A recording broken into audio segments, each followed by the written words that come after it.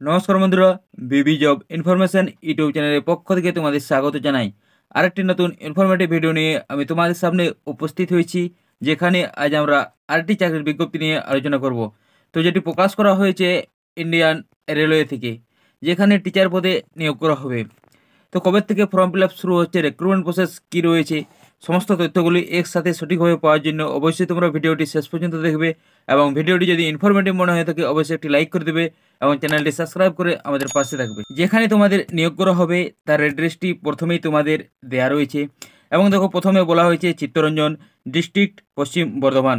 এখানে দেখো তোমাদের ফুল অ্যাড্রেস দেয়া রয়েছে, এবং নিচে দেখো কন্ট্যাক্ট নাম্বার দেয়া রয়েছে, তোমরা চাইলে কন্ট্যাক্ট করতে পারো। এবং নিচে দেখো নোটিফিকেশান পাবলিক ডেটটি দেওয়া রয়েছে।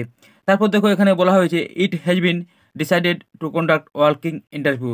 তো শুধুমাত্র ইন্টারভিউর মাধ্যমে তোমাদের নিয়োগ করা হবে। তো দেখো তোমাদের এখানে বলা হয়েছে vacant post of teacher in railway school, DV girls, DV boys. তো তোমরা ছেলে এবং মেয়ে উভয়েই এই পোস্টের জন্য আবেদন করতে পারবে।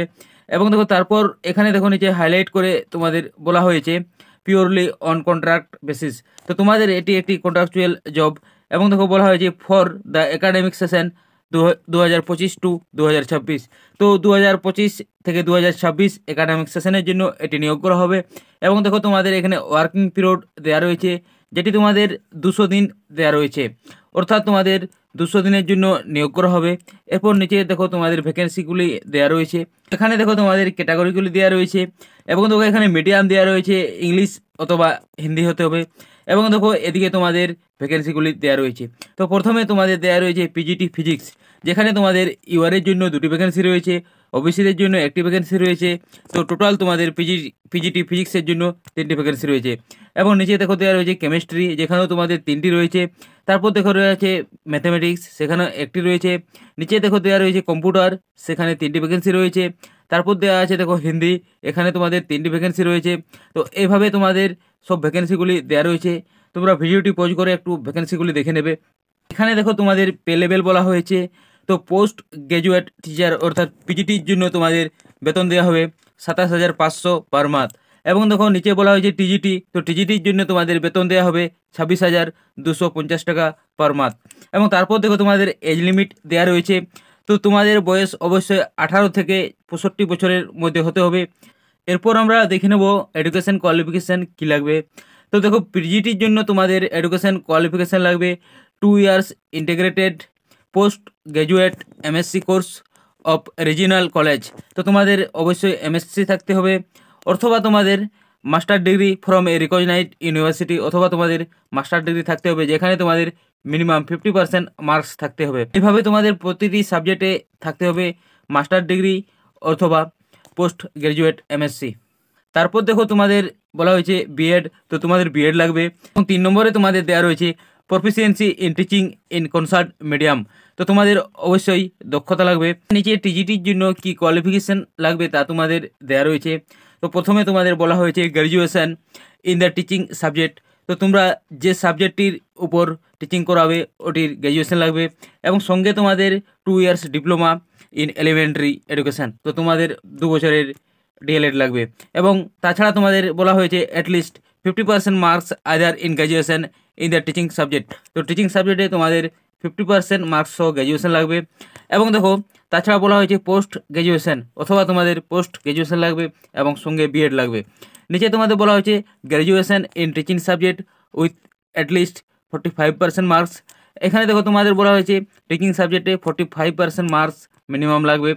এবং সঙ্গে তোমাদের 1 ইয়ার ব্যাচেলার্স ইন এডুকেশান, তো 1 বছরে তোমাদের বিএড লাগবে। তাছাড়া তোমাদের বলা হয়েছে senior secondary or its equivalent with at least 50% marks and 4 year bachelor's elementary. দেখো এখানে বলা হয়েছে এইচএস এবং সঙ্গে তোমাদের 4 বছরের ডিপ্লোমা অর্থাৎ বিএলএড। এরপর আমরা দেখে নেব রিক্রুটমেন্ট প্রসেস সম্বন্ধে কি বলা হয়েছে।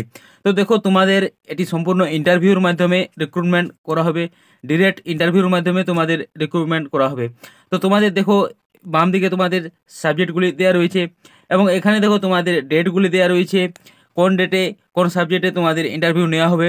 আর এখানে দেখো তোমাদের ভেন্যু দেওয়া রয়েছে, আর টাইম দেওয়া রয়েছে তোমাদের 9:30 আওয়ার্স। তো তোমাদের 9:30 থেকে ইন্টারভিউ শুরু হবে। এবং ভেন্যু দেওয়া রয়েছে meeting room, GM office building, CLW CRJ। এবং দেখো এদিকে সাবজেক্টগুলি দেওয়া রয়েছে, তো সাবজেক্ট অনুযায়ী তোমরা ইন্টারভিউ ডেটগুলি দেখে নেবে। আমরা দেখে নেবো তোমাদের কি কি ডকুমেন্টস লাগবে।